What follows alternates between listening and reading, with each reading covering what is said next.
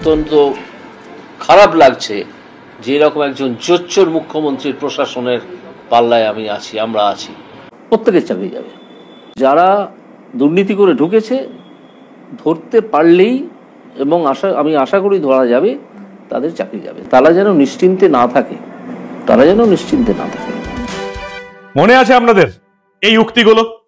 2 বছর আগে বিচারপতি অভিজিৎ গাঙ্গুলির এই উক্তিগুলোই গোটা রাজ্য জুড়ে বাজত যে এত বড় দুর্নীতি এখানে হয়েছে, এই দুর্নীতি আগে কোথাও দেখা যায়নি। আজকের রাতটা এইরকম দুর্নীতির সঙ্গে যারা জড়িত আছে সেই চোরদের ঘুম হবে না। রাতের খাবার খাবে, বিছানায় শোবে, কিন্তু ঘুম আসবে না।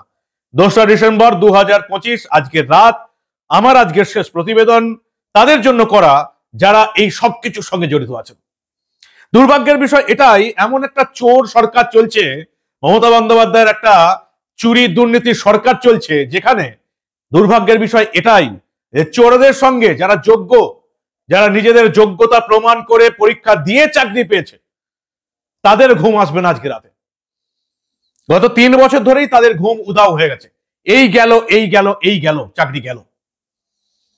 বিচারপতি অভিজিৎ গাঙ্গুলির ছবি কেন দেখাচ্ছি আপনারা সবাই নিশ্চয়ই এতক্ষণে জেনে গেছেন যে আগামীকাল 3রা ডিসেম্বর দুপুরে 32,000 শিক্ষকের চাকরি বাতিলের রায় দেবে কলকাতা হাইকোর্টের ডিভিশন বেঞ্চ।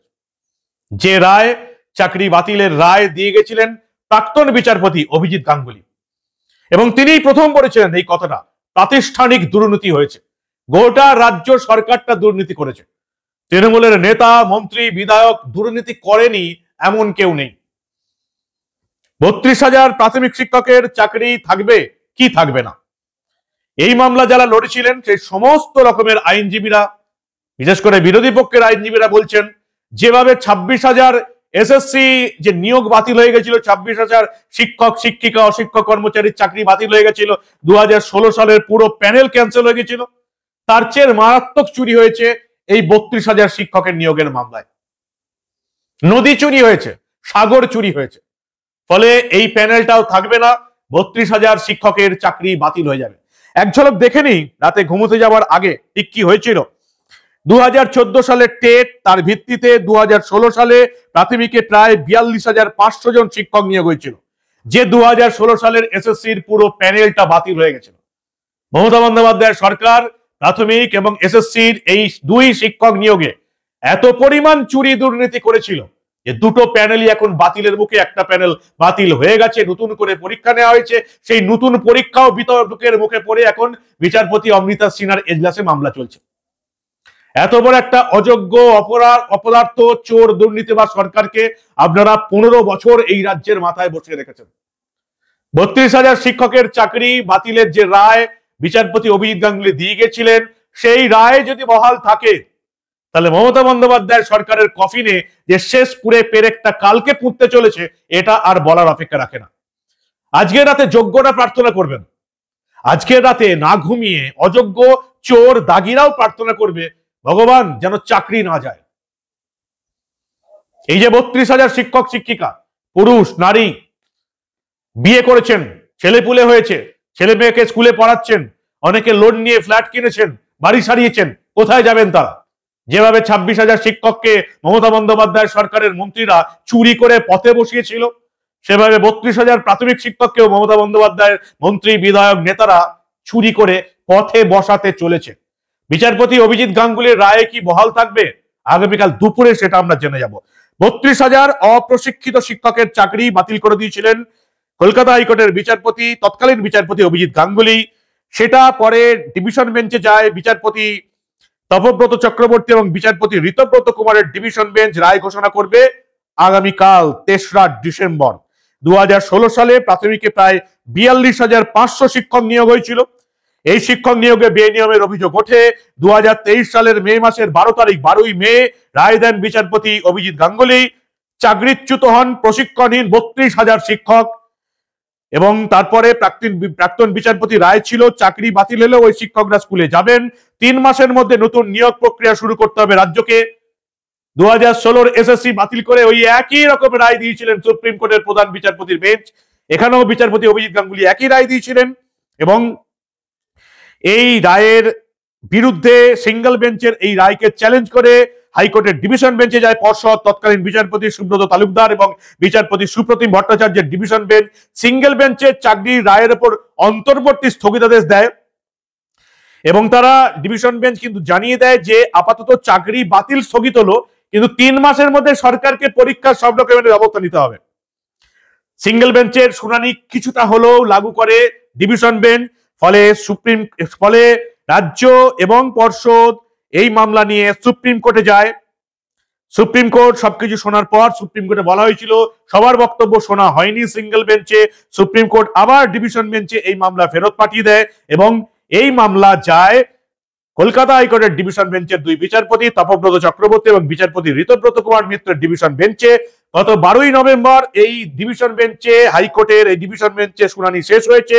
রায় স্থগিত রেখেছিল হাইকোর্ট। 3রা ডিসেম্বর দুপুরে এই মামলার শুনানি।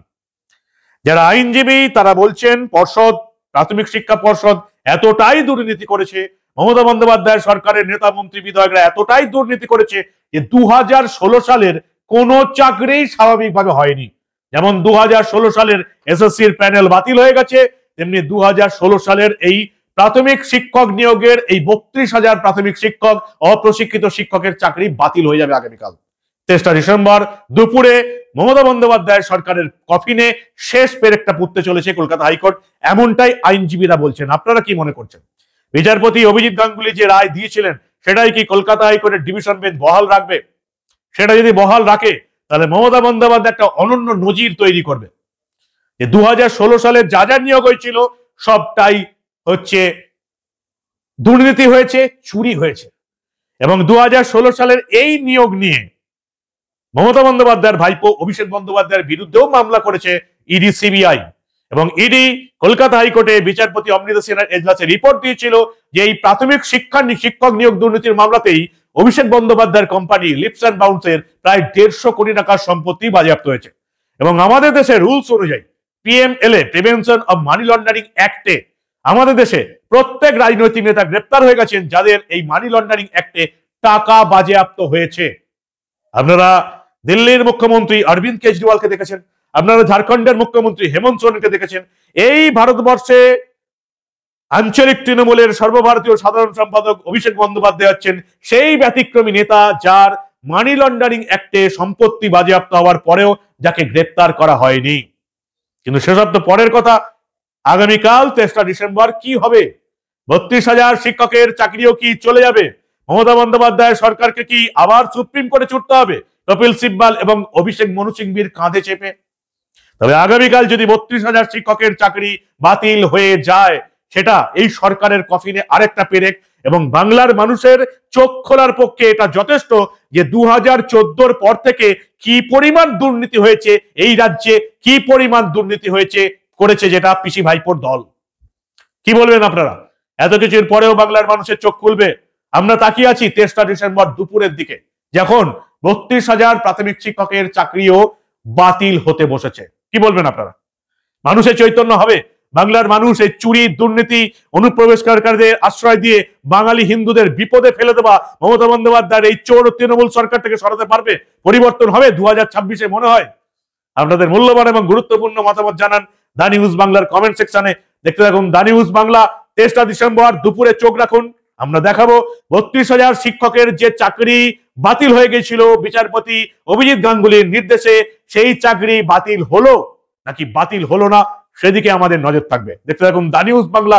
আমরা আবার রাজ্যে ঘটে যাওয়া এই ধরনের অনেক খবরই চেপে রাখতে দেব না।